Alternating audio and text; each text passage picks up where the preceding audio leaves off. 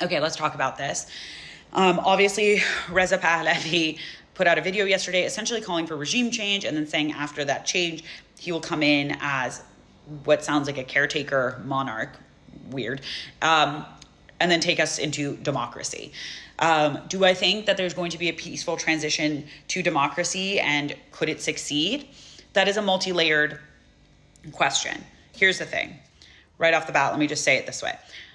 I go back and forth. You guys all know that, right? I go back and forth. I have gone back and forth, lived there, worked there, have a whole ass life there, my whole entire life. Okay, there was like a short period of time when I didn't go back for personal reasons.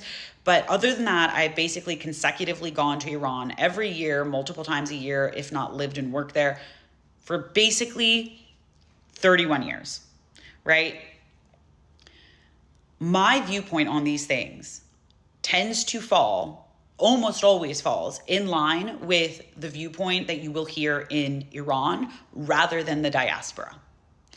I almost always agree with my Iranian friends and also just other people that I speak to.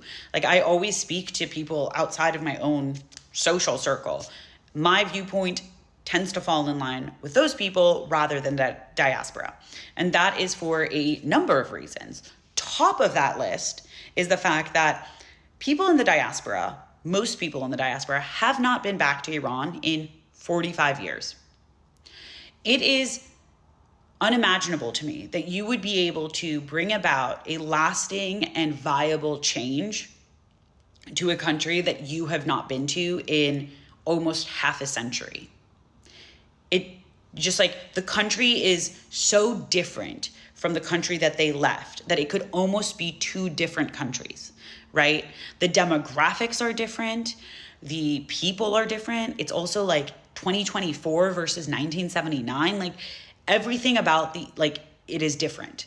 And I don't think that you can really enact change if you have not been there and have not lived there and have not interacted properly with the country in almost 50 years. To me, and I wholeheartedly believe this, any sort of change, anything that is going to come has to come from the inside. And it will come from the inside. Okay, it will come from the inside, and it has to come from the inside. It has to be people who live there, people who go about their day-to-day lives, who this genuinely affects firsthand, right? Who work there, who are raising families there, who want to buy homes and have a future. Like, that change has to and will come from the inside. I do not think that a viable solution will be any sort of outside like meddling. Okay, it's not, it can't be. People will not take well to it, and I don't think it will be successful because you're working with a diaspora who has no real understanding of what modern day Iran is like, what the day-to-day life is like, right? What people do for fun. You have a population that has no attachment to the Pahlavi era, right? Majority of Iranians are under 40. They have no attachment to that era. And they do view it as it is. Like, there's no rose-colored glasses in Iran around the Pahlavi era the way that there is in the diaspora. There isn't. And that's not to say that people are like loving the government or anything like that. They just are very realistic people, and they see what came before as what it was and what is happening as what it is, right? In the diaspora, people tend to look at the Pahlavi era with this rose-colored glasses and like belief that it was like this amazing time, when it wasn't. It had a myriad of issues which led to a actually successful revolution. We also know that these kind of diaspora-led regime changes and things don't really work out. We saw that with Afghanistan. We also saw that with Iraq. You know, you had Chalabi, who for decades around DC and the US was touting his ability to, you know, take over like the Iraqi government once Saddam left and all of these things, only to realize that it didn't work. Like, that was not viable because he hadn't been there in too long. You know, like he he wasn't of the current day Iraq in that way, right? And I think with Iranians, it's very similar. Like the diaspora almost lives in a different country in their mind than like what is actually happening on the ground, what people are living, what their lived experiences. It's just so different, right? That perception, that to my mind, there's no way that you can have like an outside force, whether it is the US or Israel or the UK or Reza Pahlavi, come in and make a viable and lasting change. That has to come from the inside. It has to come from people who know the system, understand the system, right? Who have lived under the system, know what people need on like a micro level, right? Because Iran also isn't just Tehran, right? You have people who are religious, you have people who are conservative, you have people who are living in villages, you have all these ethnic minorities, you have so much going on in Iran that you need to be someone who lives there and lives it and breathes it and understands it on a molecular level, right? Like people who have traveled around. It doesn't make sense to have someone who hasn't been there in a half century come over and try to create something new, because they don't know the people, because it is essentially like two different countries. I also will say that while there are obviously monarchists in Iran, and we did see a letter from Evin Prison actually about kind of these like different factions, there is very little love lost among the general population when it comes to the Pahlavi era.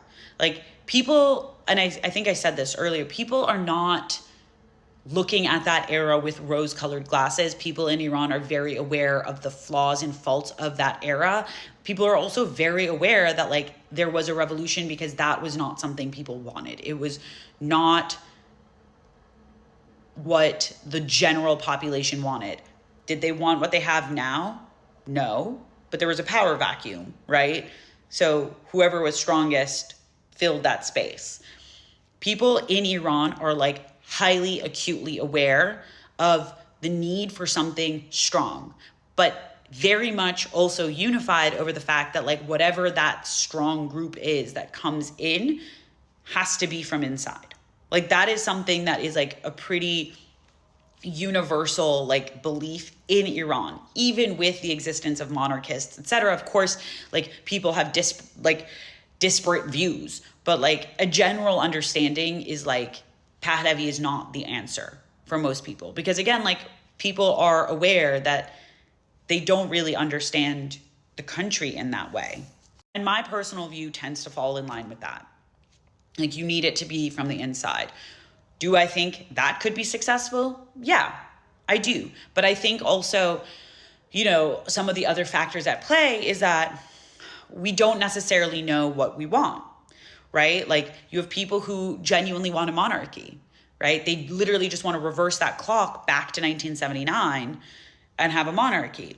You have people who want a democracy. Then you have people who want a democracy but aren't quite sure what that really means. And I've made a video about this of like a lot of Iranians, particularly in the diaspora, who do want a democracy, don't really understand that that means that, you know, everyone will have a voice. Like even people that you don't like, even people who maybe are like currently pro-government. Like there is that like actual issue of like people also don't necessarily know what they want, which like I think is a lot of the reason why there is a blockage at the moment. That and because the government is very functional and strong, despite what everyone keeps saying. Now, not for nothing, I also will say that Iranians are very nationalistic. And if you remember what happened when Soleimani got people who were anti-regime, people who were very, very anti-government, etc., were very pissed off about that. So I will say that like an outside force, like an Israel or a US or a UK will not go down well. People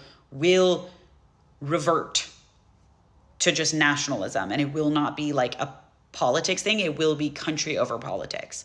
And that is something very, very important to always remember. So I can talk more about this. I can break it down further if anybody wants, but that's my general feeling. I tend to not agree with the diaspora.